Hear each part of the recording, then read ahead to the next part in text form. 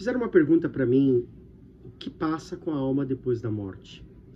Na visão judaica, e agora eu vou tentar fazer esse vídeo, esse shiur, explicando aos meus amigos e as pessoas que fizeram essa pergunta sobre esse tema, né? O que acontece com a alma depois que ela morre. Já falei alguns vídeos atrás sobre esse tema, mas eu nunca me especifiquei aonde as fontes. Eu quero trazer as fontes para vocês agora. Criei mais coragem para poder fazer esse tema, né, porque é um tema que demanda muito estudo, muita pesquisa, mas eu, Baruch Hashem, consegui fazer e eu quero passar para vocês. Vamos lá. No Talmud, no Tratado Pesachim, na página 54, vai falar que a morte é algo que Hashem decide ficar encoberto. Ou seja, isso quer dizer que um ser humano não pode saber quando ele vai morrer, quando vai ser o dia da sua morte. Então, nenhum ser humano vai conseguir saber o dia da sua morte específico. O Talmud, no Tratado de Shabat, na página 153, pergunta: por que Hashem deixou esse conhecimento fora do conhecimento do ser humano? Né? A resposta é para que a pessoa não deixe sempre para o último momento o seu crescimento espiritual. Dizendo, eu vou viver 95 anos ou 120 anos, eu vou deixar lá para o finalzinho, quando eu estiver mais velho, para me envolver no mundo dos mais religiosos, no mundo mais espirituais. Então, e aí eu vou conseguir me preparar para morrer. Na verdade, Hashem não deu esse conhecimento para o ser humano para que todos os dias ele possa fazer uma balança diária, sabendo fazer techuvá ou melhorar como ser humano, porque a gente não sabe se amanhã vai estar vivo nesse mundo. Nossos sábios dizem que se compara com uma viagem de comboio, de trem, e tem várias paradas, e as pessoas vão descendo no seu momento, assim é a morte, e aí até chegar à parada final, né, que é a nossa parada final. Conforme também o Zohar Kadosh, na Perashá Vayikri, na página 227, ele vai falar que a verdade é que o ser humano não conhece o dia da sua morte, porém, 30 dias antes da sua morte, quando a alma vai abandonar o corpo, Hashem, pela misericórdia, ele vai começar a fazer a pessoa se desligar desse mundo, né? Como se apagar umas velhinhas, umas luzes que vão se apagando, vão queimando. E aí essas pessoas vão 30 dias vão procurar familiares, amigos, vão se despedir, e as pessoas também mais próximas deles vão sentir que algo está estranho, né? E essa pessoa já quer alguma diferença, quer alguma coisa diferente, e elas não compreendem. E ela vai se sentir como se tivesse algo estranho, né? Na verdade, no próprio Talmud Shabat,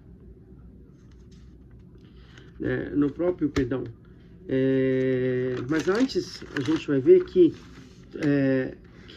as pessoas vão querer parar de tomar medicamentos, vão querer sentir vontade, não vão sentir mais vontade de comer. Isso é um sinal que a pessoa já está querendo partir, né? No dia do falecimento, da morte, todas as luzes voltam subitamente para a alma. E essa é como uma preparação para a alma deixar o corpo, né? Então a gente fala, isso chama a melhora da morte, né? A pessoa ficou subitamente curada, na verdade, como se nada tivesse acontecido. Na verdade, é a melhora da morte, a linguagem dos cabalistas falam. E essa é a fase da vida que vai passar um filme desde o seu nascimento até o óbito. E é bem interessante que o Zohar Kadosh vai dizer que não é só passar o filme, a pessoa vai voltar naqueles momentos, naquelas fases, e vai sentir, só que já não vai ter o livre-arbítrio, então ela não vai poder mudar outras coisas dentro daquela situação, né, que ela passou. Tudo depende da diferença, tudo relacionado com as situações, né? A gente vai ter um outro tratado de Moed Katan 28, vai relacionar diferentes tipos de mortes. tudo tem uma diferença, tá? Diferentes reencarnações da pessoa, Gigulim, da alma, e o que ela fez nesse mundo vai influenciar como que a pessoa vai morrer. Existe um tipo de morte que a Guimarães vai falar, que é a morte Neshika, é um beijo, tá? Essa morte é uma morte rápida, a pessoa pode morrer dormindo, pode estar, ela simplesmente foi dormir e morreu, como acontece muitas coisas desse tipo, ou tragédias, por exemplo, um avião caiu e o avião começou a cair, a pessoa desmaiou e morreu. Essas chamadas como a morte Neshika, tá? Que ela não teve sofrimento, né? Ela morreu. A Guimarães também vai falar outro tipo de morte, que é morte tipo como arrancar um espinho. Geralmente são essas mortes que mais acontecem, que é muito doloroso quando tira uma espinha, né? Dói, machuca. Então é como se fosse a alma não quisesse sair do corpo, né? Porque ela já se acostumou naquele ambiente. Então esses geralmente são as faces da morte, né? Quando a alma consegue sair do corpo, né, a alma fica ligada entre um cordão, tá? Esse cordão que vai unir a Shem e a pessoa, né? Vamos lá tentar falar um pouquinho da essência do homem. Cada ser humano é uma essência divina, e quando vem a luz de sua origem, a alma tem algo natural que vai se unir, ou seja, quando vai vir o anjo da morte, ele vai, né, literalmente cortar esse cordão, né, que é chamado um cordão, a gente vai saber daqui a pouquinho, essa luz vai ajudar ele a abandonar este mundo, para não sentir dores, tá?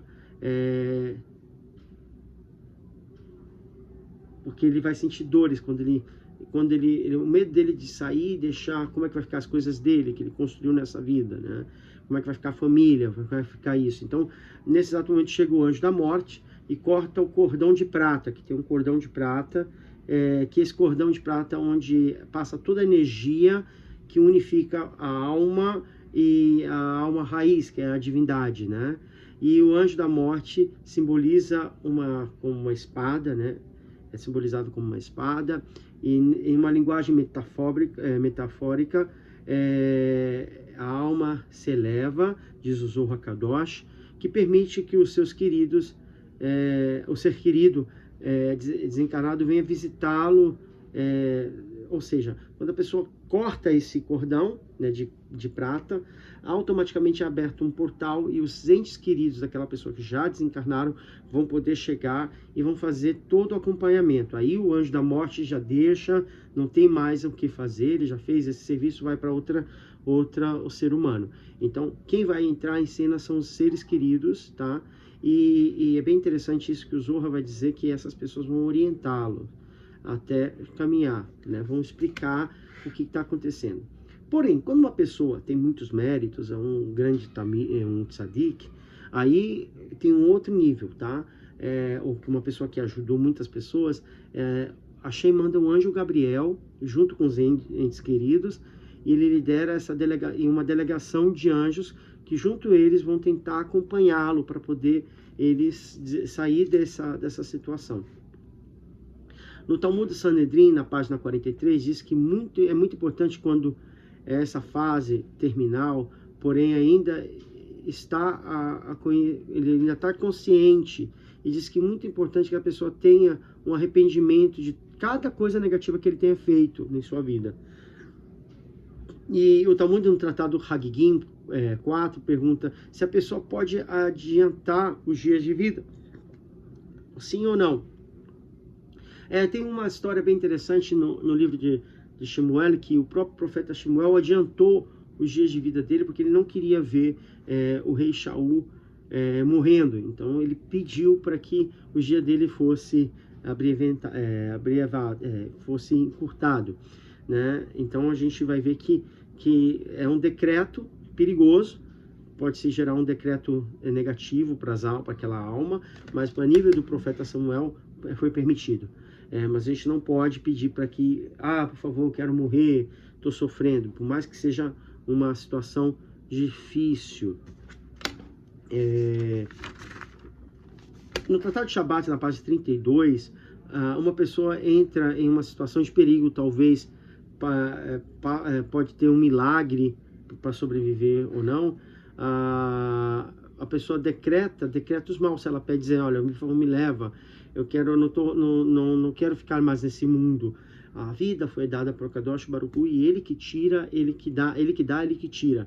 E se a gente pede para tirar a vida, é como aconteceu aquela situação com a Yaakov Avinu.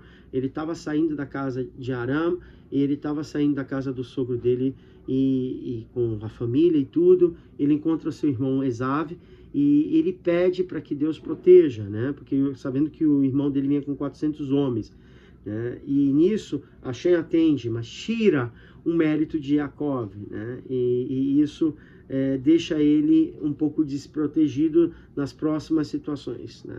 Então não é bom a gente pedir para que a gente vá, né? Vamos ver. Quando a alma abandona esse mundo, esse apego com o mundo terreno, nos primeiros 7 dias a alma fica visitando, tá? Na verdade ela vê o caminho da luz, o túnel, né? Vamos ver a luz no fim do túnel, como a gente conhece essa expressão, mas na verdade ela vai ir à casa dela ao cemitério. Ela precisa entender que ela não está mais nesse mundo, e ela não pode mais ver os seus entes sofrendo. Então essa conexão de 7 dias que o judeu fica de luto, para tentar acalmar a alma. Mas depois chega um momento, a alma, conforme o Sanedrim, o Tratado de Sanedrim 30, vai falar que tinha uma pessoa que lamentava a morte de seu pai, e ele não tinha, ele guardava uma quantia de dinheiro muito grande, ele coletava dinheiro para um orfanato, e ele faleceu subitamente, então ninguém sabia onde que estava o dinheiro, né? Então ele vai pedir, ele fica desesperado, o orfanato vai cobrar do filho, cadê o dinheiro? Aí o orfanato vai pensar que ele tinha pegado o dinheiro, Hasse Shalom, e ele não sabia onde o pai dele tinha enterrado. Então ele vai pedir para o pai em sonhos, né, que apareça, e o pai aparece e vai dizer, ó, meu filho, o dinheiro está enterrado em um poço, e esse poço tem 3 gavetas lá.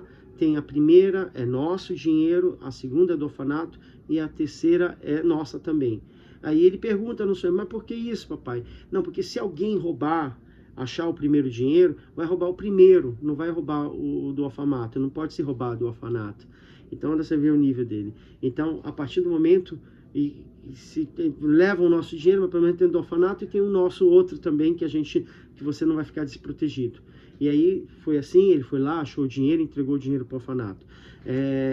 Na reta final disso tudo, prometo que eu não vou demorar muito, quando o orfanato veio, levou o dinheiro, e o filho, que é o filho, a Gemara fala que é o nome dele, Shmuel, ficou satisfeito. Então é dessa forma. Então a gente não pode pedir que os mortos venham, expliquem. Os mortos vão se manifestar com a gente, as almas vão se manifestar quando elas querem, quando a gente tem um nível espiritual muito grande, por isso se chama Magid. Mas nem todo mundo consegue chegar a essa madrega, né? Mas o mais importante dessa aula, o Shulchan Aruch, ele vai dizer no capítulo 179, uma pergunta, se uma pessoa pode pedir pelo morto para que revele em sonho. A resposta é que a gente não deve fazer isso, tá? Porque a gente vai criar mal decretos espirituais, porque tem uma proibição. Foi assim que aconteceu com Yosef Karo, né? Ele pediu informações e acabou morrendo um pouco mais cedo. Mas agora, se uma pessoa vai na tumba de um tzadik e pede pelo mérito de um tzadik que possa ter êxito no business ou alguma coisa, aí é permitido. Gente, é um tema muito amplo, espero que vocês tenham gostado. Vamos ficar nas próximas mais sobre esse tema mais místico. Shalom, shalom.